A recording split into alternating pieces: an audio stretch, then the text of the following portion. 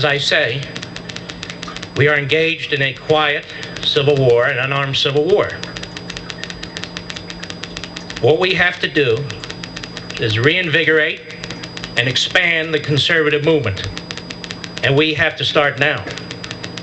It took decades to get where we are, and it will take decades to reverse course.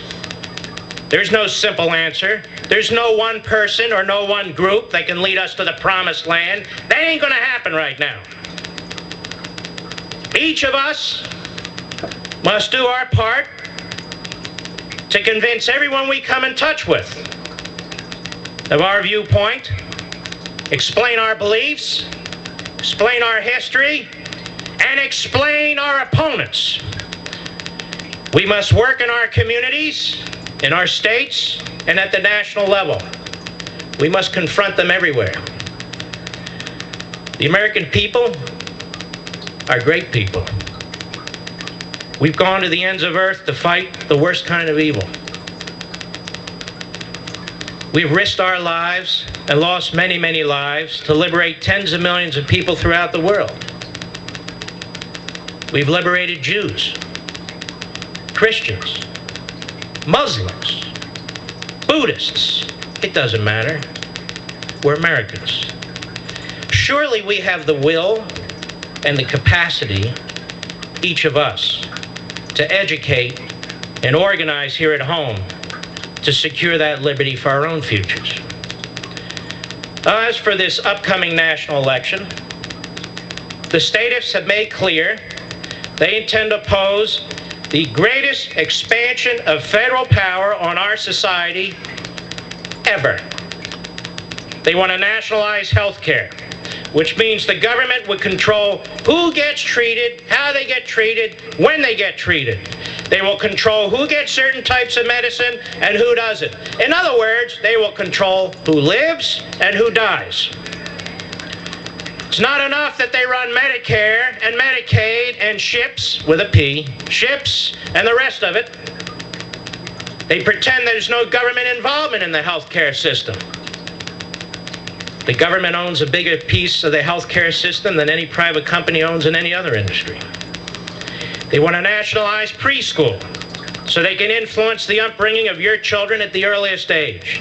It's not enough that they run the public schools. It's not enough that they control the colleges. They want to raise taxes by as much as $1 trillion. It's not enough that they take over 20% of the gross domestic product. As Hillary Clinton said, I affectionately call her Thyness, as her Thyness says. Is there media here? Make sure you get that right.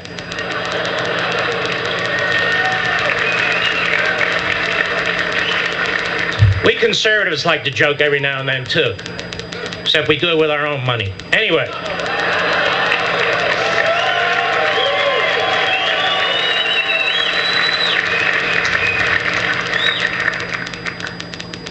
You watch. I'll be attacked for characterizing her, but they defend that husband of hers. You know, I mean, you know. As Hillary Clinton said, she has a million ideas. There's just not enough money to pay for all of them. I think she'll find a way. There's also the little issue of the war. We are fighting 7th century barbarians. They're not enlightened. They are on a crusade to kill anyone, as violently as possible, who stands in their way, including other Muslims. They seek to destroy Israel and wipe it off the face of the earth. They seek to blow up our cities, and one of the Democrat candidates calls it a bumper sticker war. And Hillary Clinton and the other leading Democrats believe that the best way to deal with this enemy is to pull our troops from the battlefield, stop intercepting al-Qaeda's communications, stop interrogating al-Qaeda terrorists, close Guantanamo Bay, give each terrorist an ACLU lawyer, and send Jimmy Carter and Madeleine Albright to negotiate with them.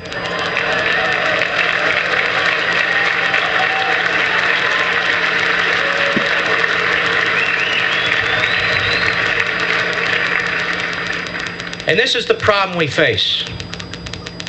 We cannot allow these people to lead our armed forces. We cannot allow these people to get their hands on the Treasury.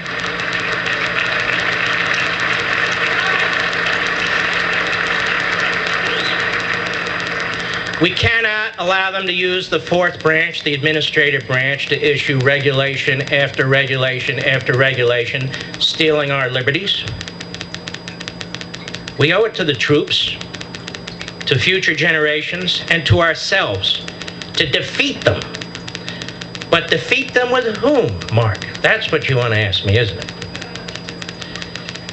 Well, I'm not going to stand up here and endorse a candidate right now. But I will say this. I will vote for the candidate who I consider the most conservative on economic, national security, and social matters. For all the reasons I laid out earlier.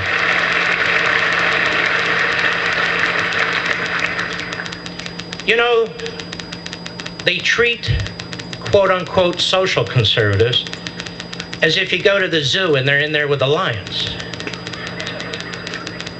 You know, we social conservatives are people too.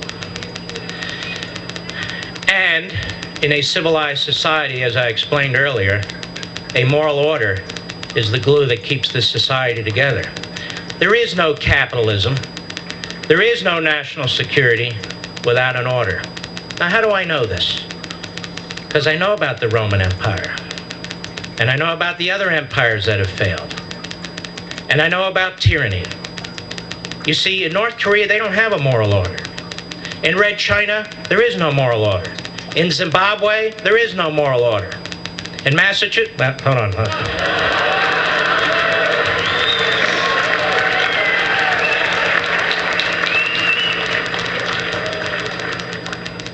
Now, I speak for myself. I could not support a third-party candidate under these circumstances. There's simply too much at stake.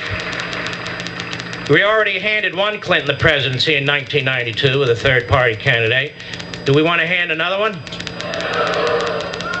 That's not to say I'm a happy man up here, but it's not to say we can wash our hands of any responsibility. This is our country. We own it. This is our government.